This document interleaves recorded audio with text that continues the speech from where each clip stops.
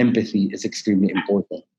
During COVID-19, I always used to say this is not the time for organizations to try to make money out of customers. This is the time where organizations show that they understand consumers and customers, try to support them in their daily lives as much as possible. And once you do that, once you capture the hearts and the minds of consumers and customers, you will be able to win them on the long run. Hi all, welcome to Engati CX. Today we have the pleasure of welcoming Hussein Dajani to our interview series. I am Drishti Shah from the Engati team, and let's begin with just a quick intro of Engati. Engati is the world's leading multilingual no-code chatbot platform, available across 14 channels with 30,000 bots created across 186 countries in every domain and use case. Engati has also been recognized as a top platform by INC.com, Tech World, CIO, and many others. We run the Engati blog, video channel, and the Engati CX podcast, receiving upwards of 300,000 visitors annually. And now for our guest. Hussein is the General Manager of Digital and Customer Experience at Nissan Motor Co. He has over 17 years of solid marketing communication experience with multinational agencies like JWT, Leo Burnett, and client-side companies like Fortune 500 companies, Virgin Mobile, and Red Bull. He received the renowned WPP Young High Potential Leaders Award from Sir Martin Sorrell and was featured in the 50 most influential digital marketing leaders listing for 2017. Furthermore, Hussein has been ranked among the top 10 people changing the Markham language landscape in the Middle East and North Africa region by the Huffington Post. So hi Hussein, we are really thrilled to have you on Engati. Thank you so much. It's a great pleasure being with you. I would like to wish you, our listeners, their friends and their families all the best during such turbulent times.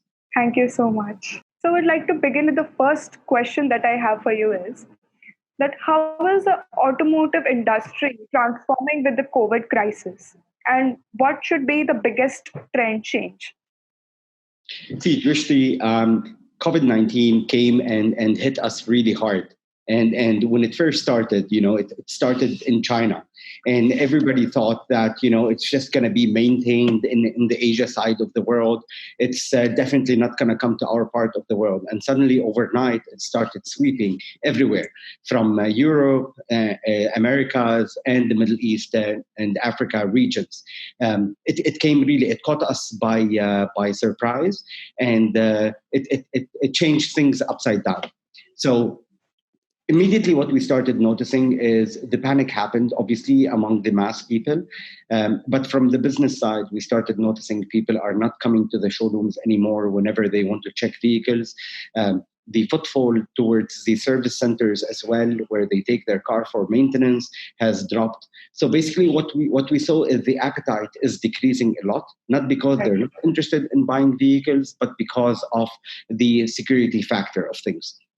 And this was the turning point for us to sit down all together, different departments, and really look at what are the challenges that we're facing. At the end of the day, we're not an NGO, we are a company, and we need to sell in order to be able to survive. And so what we did is we sat down and we put a plan together. So we started looking at all the challenges that we're facing as an organization. People are not coming to the showroom. Okay, so how do we bring the showroom towards the people? And this is where we developed something like a 360 vehicle, a 360 showroom and a vehicle walkthrough, where you can, from sitting on your couch at home, you will be able to enter the showroom as if you are entering it in person. You will be able to see the cars from the outside and the inside. Yet again, let's say you're interested in speaking to a sales consultant, but you're not there in person in the showroom. So what we did is we introduced a video call with sales consultants, where basically also you will be able to be sitting at home and doing a video call with a sales consultant over there. We enabled finance solutions like finance calculators in order for you to calculate your EMI. We introduced pre-finance applications where you can apply for a loan online and see if you're eligible for it. We introduced chatbot solutions where you will be able to get answers for anything you need. We launched Order Online, where if you are interested in a certain vehicle, you can actually order it online and have it delivered at your doorstep. We introduced a home test drive, where if you're scared of going to the showroom, Basically, a sales consultant will come to you wherever you are, and you will do a test drive. And for the existing customers, we introduced for them door-to-door service maintenance, where basically if they want to take their vehicle for a service maintenance and they're scared, we come take their vehicle, do the full service maintenance for it, and return it back to them. So we really developed a series of customer-centric solutions in order to make the lives of customers or consumers much more easy, and for us to appear towards Very customers as a brand that really understands their fears, is empathetic, really shows the empathy side of it, and is very much customer centric. But in order to develop such solutions, Drishti, there are a lot of responsibilities from our side as well. When you're developing a video call with a sales consultant, you're telling suddenly the sales consultant in your showroom that now you're going to start selling a car over a video call. And this is something he did not do before. So a lot of education is required, a lot of training is required. And this is the trend that we went through. Yeah. You know, we kept monitoring what's happening in other industries, not necessarily just ours, and everybody is moving towards digital. The new normal, if you want to call it that way, is really changing the way businesses operate by adopting the right digital solutions that will cater to customers' needs, wants, and at the same time that will deliver on the business objectives of organizations. Yeah, that's true. That's absolutely true. But companies like yours, I guess, are looking like taking up the challenges and taking up the risks, and focusing on how you can make the customer experience better. And I guess that is what is going to benefit companies like yours in the long run. Drishti, if I come 10 years ago, if I come and tell you, do you need an internet? You will tell me, no, I don't need it. Yeah. Come now, if I come and tell you, can I take away from you your internet? You will tell me, no way, I cannot live without it. Yes. So, but there was a visionary person who came and introduced a smartphone, a mobile phone that works on an internet, regardless of whether people needed it or not, Yes. because he anticipated the trends that are coming. And this is what differentiates the company that are laggards and the company which are trendsetters. We tried as much as possible to really become a trendsetter by really accelerating the customer-centric solutions that we're introducing and really showing consumers, customers, all of those, that we really understand them, care about them, and we are ready to deliver the things that they are expecting from us to deliver on. Yeah, definitely. That's the first step to make customer experience better. And yeah. Absolutely. I mean, empathy plays a very important role, understanding your customers, and then taking risks. Of course, there are measurable risks, but taking Yeah. risks as long as you have the right foundation, as in you have the right data that validates that basically doing such a solution will benefit your business. So, yes. Right.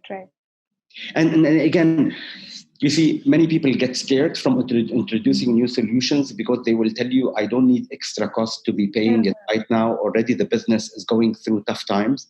Yes. But the thing is, those solutions that we're introducing them, true that they were developed because of COVID-19, but those solutions are going to live post the COVID-19 Yes. because the customer behavior is changing.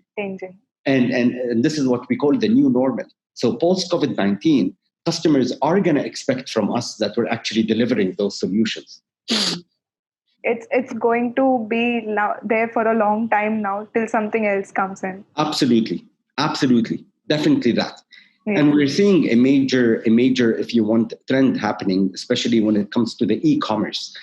You know, who would buy a car online? You know, it's the second biggest investment that you're doing in your life, but it's actually happening. So in India, we launched e-commerce over there where people can buy our vehicles online. And we're seeing this happening. We introduced it in Abu Dhabi, and we are introducing it in many other markets. So e-commerce is the way to go. If you look at most other OEMs, everybody is trying to jump into that bandwagon. Yeah, that's true. So when you talk about the automation and the digital transformation, so how does data bring this revolution, and how does it change the way the industry operates currently? So you said the magic word, which is data. You see, while it's great that we introduced all those solutions, let me tell you one thing. We are very conscious that those solutions are not rocket science. What does it mean is that putting a certain piece of technology Anybody can do it. It's Yes. really not. But the real rocket science is, how do you actually, what kind of data do you capture out of that solution? How do you analyze that data? And how do you basically report on that data? And basically, when I'm saying analyze, is how do you, the data that you get out of it, how do you go through it in order to make sure that the actual solution that you developed is delivering on your business objective, and at the same time delivering on the customer expectations, and what needs to be enhanced to take it to the next level. So Yes. data is fueling everything that we're doing, and it's extremely important for us. So we created dashboards where we monitor everything that's happening, because the ultimate objective for us is not to introduce solution. The ultimate objective for us is to deliver a seamless, frictionless customer experience journey, which means how you move from one journey to the other, or you start using one solution and you move towards the next solution, is happening very swiftly, and the customer is enjoying what they are doing. And the data is what speaks all of that for us. So be it from the visits, the bounce rates, the qualified visits, the leads, all of that, we monitor all of those and we dig deep into them. And then when we start talking about the automation part, be it the artificial intelligence, the machine learning, those are pieces of technologies that we use them but after we put the basics in, as in after we identify what are our business objectives, what kind of data are we capturing, and then we make the engine work, be it the artificial intelligence or the machine learning, in order to serve our purpose. You see, if you don't have a clear business objective from the beginning, and if you really don't know what data you're capturing and why do you need that data, what will it help you with, no matter what you introduce, it's just data floating in your company. Right. You need to make sure that the systems are connected very well. That piece of data is actually connected all the way to till the end, from the start till the end, so that you can read it properly, analyze it properly, and report on it in a proper way. Yeah. And that becomes key. Yeah. Actually, you have addressed the biggest problem that people are facing in digital transformation today, that people are just adopting technologies because of the fear of missing out that somebody else is doing and we are not, but they do not have clear objectives defined. And Yeah, we're seeing that a lot. yeah, Unfortunately, we're seeing that a lot, where digital transformation is becoming more of a buzzword rather than an actual mission of need. organizations. So anybody can engage in a digital transformation, but without a clear purpose and a clear defined business objective, no matter what you do, no matter how much you spend, it will never deliver on what you are intending to get out of it. So that's the utmost important. So that's something we focus a lot on. So me, as my function, working in the customer experience department, I partner very closely with my ISIT counterpart, and I partner very closely with my market intelligence team. Those two departments are the core departments that I work very closely with. Of course, I work with the other ones, but those are the core ones, because the ISIT is where I come from the business side, and I define to them what exactly do I want. They help me with setting up the infrastructure and connecting the systems together. Then I go to my market intelligence team and I tell them, this is what I'm doing. This is the infrastructure that I have. This is the kind of data that I'm getting out of it. And this is my ultimate objective from doing all this exercise. Please help me in analyzing the data that's coming out.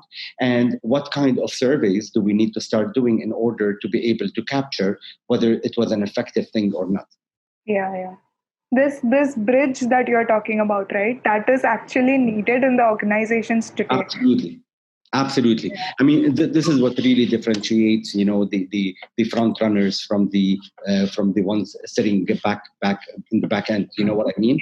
Yes. Companies like Netflix, companies like Apple, companies like Spotify. Those companies are all built based on the data side of things. All those companies, without being able to read the data, analyze the data, their platforms or their solutions would have failed a long time ago. Yeah. That's true. That's very true. So, do you think that these technologies will be adopted in an accelerated basis? And how do you see this progressing? Do I see it going at an accelerated way? Yes, definitely. I'm seeing a lot of companies jumping into the digital bandwagon, adopting, innovative technological solutions. Yet, just like we talked before, Yeah. unfortunately, the experiences are very broken. The Mm. journeys are very disconnected because they just wanted to jump on the bandwagon, but without ensuring that their infrastructure is solid and intact. So I think what's going to happen is we're going to seeing a lot of organizations jump into that digital transformation hype. But what will happen is sooner or later they're going to realize that actually it's not delivering on their business objectives. And this is where they will take a pause and start questioning why did that happen, and they will start fixing their enablers. So I think what COVID-19 did is it put the the play button on all those companies to realize that it's no longer a nice to have. Your digital transformation plans are no longer a nice to have, but a must have. Um, and this is where they all started. I think what's yet to come is when they get slapped with the business results, the fact that those digital transformation plans that they've done did not deliver on their business objectives. This is where they will take a pause and say, okay, what went wrong? And here's where the consultancy businesses will be able to benefit a lot, because this is where the consultants would come in and tell them this is how you went wrong and where you went wrong. Yeah. So, but definitely we started in that trend. I mean, Yeah. I'm looking at financial institutions, I'm looking at hospitality, I'm looking at aviation, I'm looking at telecom. All those industries have definitely jumped on that. Yet some of them mastered it very well and got the right talents internally to be able to drive that agenda. Some of them, unfortunately, were not so lucky about it. It was not the hype than anything. But I'm quite happy that the term digital transformation is no longer just a buzzword. It's a term that's being discussed inside management meetings and in the board meetings. So that's definitely interesting. Yeah, it is. It is like there's a hype cycle for every new technology that comes in, and right now AI and machine learning chatbots, these are at the top of the hype cycle where everybody's talking about it and also implementing this. Yeah. Absolutely. Look, social distancing has also come up with a lot of technological solutions. The fact that we need to distance the people from each other in the workplace, this plays a very big role. And this is where innovative solutions like augmented realities, virtual realities, machine learning will come into play at a very big role. This is where the world of wearables will come in at a very high place, It's definitely, I can tell you, it's definitely an interesting era we're living. I mean, for me personally, in the field that I work in, I'm very happy because of COVID-19, putting aside, the unfortunate losses of life that we've had. But from me, from a career perspective and from a passion towards what I do at my workplace, COVID-19 was really the great thing in moving all plans, which were very much considered as nice to have, into really having the green light to execute them and to believe in them and to see the benefit of them. Yeah. I'm a very, if you want, lucky person to have a management that really believed in the power of what we're doing and endorsed it all the way. So that's something really great, and you don't find it in many organizations. Yeah, it is not actually. You have set like a really good example on how even in the crisis somebody can reach out, like go out of their way for the customers, and that's the biggest thing that you can give to your customers. Absolutely. I mean, it was a great thing. Yeah. And when I come and compare what Nissan is doing versus competition, I'm really proud to see what the teams have been able to deliver. We were able to really set ourselves from competition in a great way. And that's something to be proud about, obviously. Yes, definitely. So, how will conversational AI play a role in this digital transformation? See, so Drishti, what I was saying is like we introduced chatbots, for instance. So chatbots is all based on conversational AI. And again, if you have the right infrastructure, if you have the right customer experience journey, conversational AI will come and play a very big role in any organization. It all Right. started with Alexa and with Google Home, where and Siri and so on and so forth. All of those are voice enabled and Hmm. are AI conversational tools. This is definitely that we're starting to see the start of it. It's definitely going to grow a lot, and voice search accounts to about now, I think, more than 70% of all searches worldwide. So, which tells you that voice is playing a very big role, AI is playing a very big role, and we're seeing many organizations moving into that. Now, banking. So banking is happening. You call the call center, and you get an AI that's answering you. You know, um, uh, and it's moving towards that. Uh, I think you're seeing the hype. WhatsApp in India is extremely big. You're based in India yourself, and WhatsApp in India is huge over there. So we're seeing a lot of businesses moving into the WhatsApp business messenger solutions. And we saw last week how WhatsApp in Brazil introduced, now you can do transfer of payments through WhatsApp, and you can actually do your payments through WhatsApp. I think a great learning worldwide was WeChat in China. The way they did it, it became a part of a way of life, a way of living. Yeah. Where, especially when you're talking about the contactless societies we're moving towards, we're basically, you don't hold the money paper anymore, but rather you do everything digitally. So, conversational AI, I see it growing a lot, and it's going to accelerate at a much faster pace than it was before. It was before of more of a nice to have, or if you have a conversational AI, you're like a niche brand testing it. Now, I think companies are going to start realizing that it's no longer a nice to have, but a must, a low hanging fruit for the organization to adopt it. So they're going to be putting their efforts behind enabling it, growing it, and teaching it. Yes, that's true. That's very true. So, regarding digital transformation or customer experience, do you have any other thoughts that you would like to leave our audiences with? Look, I said it before, and I will say it again. Customer experience, whoever is working in customer experience, they need to consider themselves as really the voice of the customer, or basically the ambassador of the customer in the organization. Your role is extremely crucial because every single touch point with the customer or consumer, you're responsible for it, and either physically or digitally. I'm not talking only digitally, it's both of them together.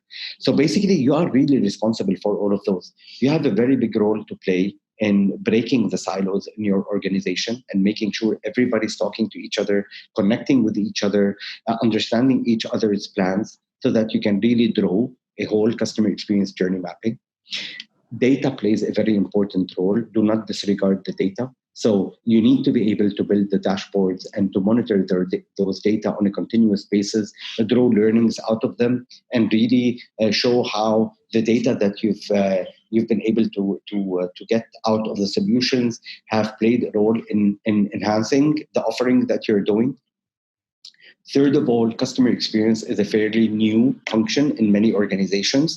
So it's your duty and your responsibility to be able to show senior management about the real return on experience from all the solutions and projects that you're developing. Because at the end of the day, customer experience solutions account for investments. And you really need to show management how those investments that you're putting are actually delivering on business returns. This is extremely important.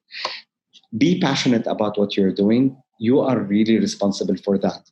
Every single frontliner should be able to know about the solutions that you're developing, be that a salesperson, be that a social media community manager, be that a call center agent. All of those, you are responsible for them. They might not necessarily report into you, but you are the one who puts the right processes in place and the educational toolkits in order to be able to support them. And then again, empathy is extremely important. During COVID-19, I always used to say this is not the time for organizations to try to make money out of customers. This is the time where organizations show that they understand consumers and customers, try to support them in their daily lives as much as possible. And once you do that, once you capture the hearts and the minds of consumers and customers, you will be able to win them on the long run. And so empathy is extremely important. Really be empathetic. Always consider the customer, because at the end of the day, you as a person, you are a customer of another organization. So, think about your customer, how he or she will feel when interacting with you, and try to break those pain points into winning points. That's extremely important. Publish a lot of case studies, because the outward community need to see a lot of case studies about customer experience projects and innovations. And don't be scared of testing. Test and learn, test and learn. So when you want to launch a certain solution, you don't necessarily need to launch it on a big scale. Do it on a small pilot. See if it's performing well, then take it and roll it out. I mean, I will give you a perfect example. India as a market, India is like 10 countries in one country. It's a huge country. So we don't take a certain solution and roll it out across all of India. What we do is either we launch it in Delhi or in Mumbai or any of the other cities. We test it there. If it works, then we take it on a large scale. That's extremely important. It's a very interesting task if you work in the customer experience. It's a challenging one, but a very rewarding one. um, uh, choose the heroes in the organization who you will partner with in order to take that mission forward. And again, always focus on the customer, not in putting just the word customer in a PowerPoint presentation, but really acting as in showing how you care about the customer by rolling out what the customer expects.